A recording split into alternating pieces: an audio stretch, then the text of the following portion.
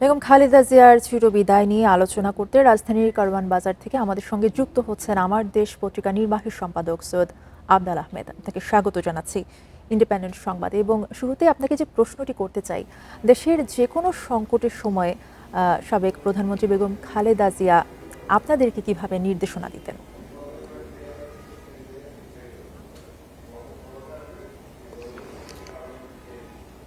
আজকে সারা বাংলাদেশের মানুষের সঙ্গে আমিও খুব ভারাক্রান্ত এবং শোকাবিভূত।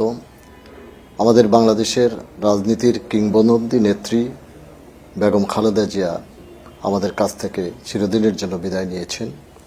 আমি তাকে দেখি বাংলাদেশের একজন রাজনীতির একজন ধ্রুবতারা হিসেবে।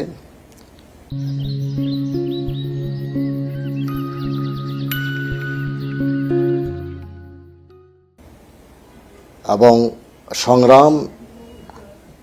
সংগ্রামের একজন মহাকাব্য হিসেবে আমি তাকে মনে করি। আমি তার সঙ্গে দীর্ঘদিন কাজ করেছি, সরকারে যেমন কাজ করেছি, সরকারের বাইরেও কাজ করেছি। 1983 সাল থেকেই ওনাকে আমি দেখি এবং ওনার সাংবাদিক হিসেবে যেমন কাজ করেছি, ব্যক্তিগত কর্মকর্তা হিসেবে আমি কাজ করেছি। বাংলাদেশের মানুষের প্রতি তিনি খুবই স্নেহপ্রবণ এবং তার দেশপ্রেমের কোনো তুলনা হয় না। অতুলনীয় তার দেশপ্রেম। যখনই কোনো দুর্যোগ দুর্বিপাক এসে গেছে, তখন আমি তাকে দেখেছি তিনি ঝাঁপিয়ে পড়েছেন মানুষকে কীভাবে সহযোগিতা করা যায়। এই তো সেদিন আপনারা দেখেছেন যে সেনাকুঞ্জে সশস্ত্র বাহিনী দিবসে অনুষ্ঠানে তিনি যোগ দিয়েছিলেন। সেদিন বাংলাদেশে ভূমিকম্প হয়েছিল এবং ভূমিকম্পে অনেক ক্ষয়ক্ষতি হয়েছিল। তিনি সেনাপ্রধানকে জিজ্ঞেস করলেন যে ক্ষতিগ্রস্ত মানুষের পুনর্বাসনের কি কি ব্যবস্থা নেওয়া হয়েছে। এই ছিলেন খালেদা জিয়া। আমি তাকে একবার প্রশ্ন করেছিলাম যে আপনার স্বপ্ন কি? তিনি বলেন যে দেখেন, বাংলাদেশের সর্বত্র আমি ঘুরেছি, খুব কাছ থেকে দেখেছি বাংলাদেশকে, দেখেছি বাঙ্গা সেতু, বাঙ্গা রাস্তা, মানুষের সঙ্গে কথা বলে জেনেছি তাদের স্বপ্নের কথা।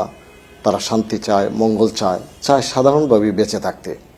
আমার স্বপ্ন এইসব মানুষের স্বপ্ন থেকে বিচ্ছিন্ন নয়। এই বাংলাদেশ আমার জন্মভূমি, আমার মাতৃভূমি।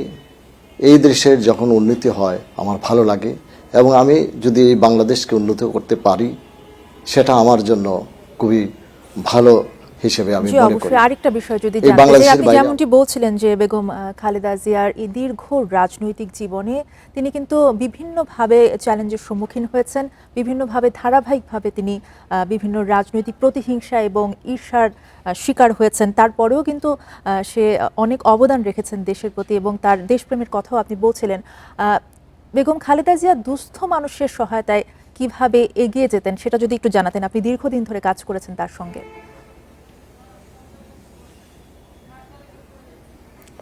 সেটা তো আমি আগেই বলেছি যে আসলে মানুষের কোনো বিপদ হলে তিনি ছুটে যেতেন। এই যে ঘূর্ণিঝড় হলে তিনি ঘূর্ণিঝড়ের প্রস্তুতির ব্যাপারে আগে থেকে মিটিং করতেন। এবং আমরা যেটা দেখেছি কি যে আমি আগেই বলেছি যে ওনার সঙ্গে আমি বিভিন্ন, যেমন এরশাদ বিরোধী আন্দোলনের সময় মেশার সুযোগ হয়েছে, নির্বাচনের সময় তার সঙ্গে আমরা দেখেছি, সেই ঘটনাগুলো আমরা দেখেছি কি। তাই আমি তাকে বলি যে ত্যাগ এবং সংগ্রামের এক মহাকাব্য। এবং 1991 সালের ঘটনা আমি বলি। 1991 সালে যখন নির্বাচনী প্রচার চলছিল, রাত দিন তিনি শত শত জনসভায় তিনি বক্তৃতা করেছেন।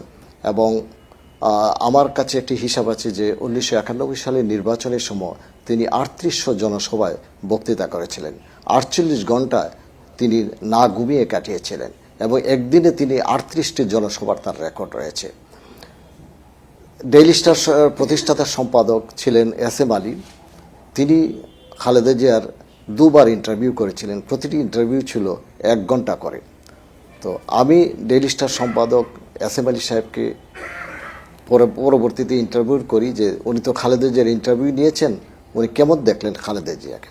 উনি বললেন যে খালেদা জিয়া দেশপ্রেমের এক মূর্ত প্রতীক, মানুষের প্রতি তার ভালোবাসা অনন্য এবং তার রয়েছে দেশের প্রতি এক স্ট্রং কমিটমেন্ট। আপনার এই কথার পাশাপাশি যদি আরেকটা বিষয় জানতে চাই ছোট করে, যে প্রশাসনিক কাজের ক্ষেত্রে তিনি কি সবার মতামতের ভিত্তিতে সিদ্ধান্ত নিতেন?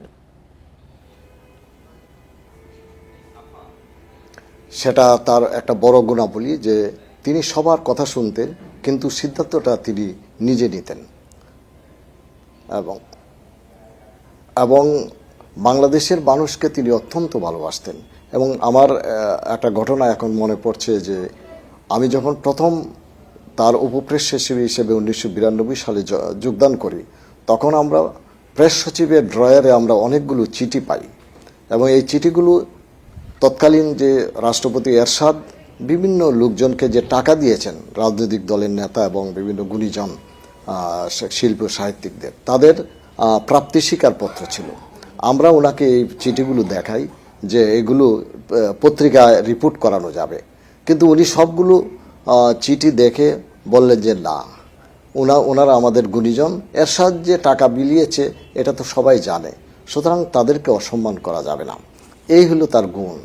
একবার একটি রিপোর্ট নিয়ে আমাকে উনি ডাকলেন, হ্যাঁ, এবং উনি একটু রাগত স্বরেই বললেন যে এই রিপোর্ট করাটা ঠিক হয় নাই, আপনারা এইভাবে ব্রিফিং করলেন কেন? তো আমি শোনার পরে ওনাকে খুব বিনয়ের সঙ্গে বললাম যে ম্যাডাম, এই ব্রিফিংটা আমরা করিনি, এটা ক্যাবিনেট সচিব সাহেব করেছেন। তখন উনি আর কিছু বললেন না, আমি চলে গেলাম।